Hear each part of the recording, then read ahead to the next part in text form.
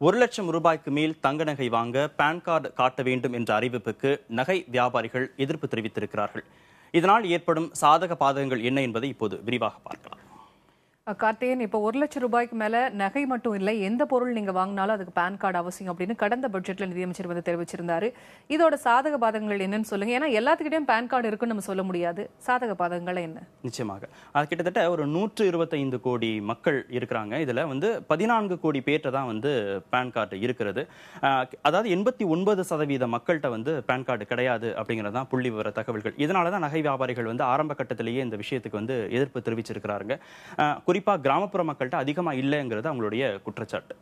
அதாவது இப்ப பாத்தீங்கன்னா மொத்த நகை வணிகர்கள் மட்டும் ஏன் எதிர்க்கிறாங்க குறிப்பா அப்படின்னு சொல்லி பார்க்கும்போது பாத்தீங்கன்னா மொத்த நகை வணிக சந்தையோட மதிப்பு பாத்தீங்கன்னா 7,5 லட்சம் கோடி ரூபாய்.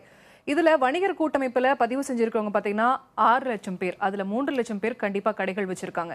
இவங்க வந்து பாதிக்கப்படுவாங்க அப்படின்னு சொல்லி அதனாலதான் மெயினா நகைத்தொழில் பாதிக்கப்படும் அப்படின்னு நகை வணிகர்கள் முதல்ல இந்த எதிர்ப்பை வந்து பதிவு பண்ணியிருக்காங்க. நிச்சயமாக இதுல இப்ப கிராமப்புறம் அப்படின்னு பார்த்தோம்னா தான் அதிகமான வியாபாரம் நடக்கிறதாக சொல்றாங்க. இப்ப நகை வியாபாரிகள் கூட்டமைப்போட தகவல்கள் என்ன அப்படின்னா, ஒட்டுமொத்தமா நடக்கிற நகை வணிகத்துல 80% அப்படிங்கிறது வந்து கிராமப்புற மக்கள்கிட்ட தான் எங்களுக்கு வணிகம் நடைபெறுகிறது. எனவே இந்த மக்கள்கிட்ட பான் கார்டு இல்லாத பொழுது எங்களுடைய வணிகம் பாதிக்கப்படுது அப்படின்னு அவங்க சொல்றாங்க. அதுல இன்னொரு முக்கியமான விஷயம் என்ன, விவசாயிகள் வந்து தங்களுடைய வருமானத்திற்கு அவர்கள் வந்து வருமான வரி செலுத்துவதில்லை. அப்படிங்கிற பட்சத்தில் அவர்களுக்கு பான் கார்டு அவசியம் இல்லாத ஒரு பட்சத்தில் அவர்கள் வந்து இதற்கான வியாபாரத்தில் ஈடுபடவே முடியாது. அதே மாதிரி வீட்டில் இருக்கிற பெண்களும் நகை வாங்குவது அப்படிங்கிறது ரொம்ப சிரமமான ஒரு காரியம். இப்ப கிராமப்புறத்தில் 80% பாதிக்கப்படுது அப்படின்னு சொல்லப்பட்டாலும் கூட நகர்ப்புறத்தில் இருக்கிற ஒரு 50% பேரும் பான் கார்டு வச்சிருக்கல.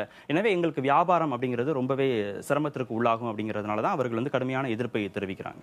இதுல என்ன பாதகங்கள்லாம் இருக்குன்னு பாத்தீங்கன்னா, இந்த நகை வணிகத்துல கடத்தலுக்கு வந்து இது வழிவகுக்கும் அப்படின்னு சொல்றாங்க நகை வணிகர்கள். குறிப்பா அதாவது பில் இல்லாம நகைகள் விற்கக்கூடிய வாய்ப்புகள் இருக்கு. அது மாதிரி முறைசாராத வணிகங்கள் நடக்கிறதுக்கான வாய்ப்புகளை வந்து இது ஏற்படுத்தும். பான் கார்டு இல்லாதவங்கலாம் வந்து பில் இல்லாம எங்களுக்கு தேவைப்படும் அப்படின்னு கூட கேட்பாங்க.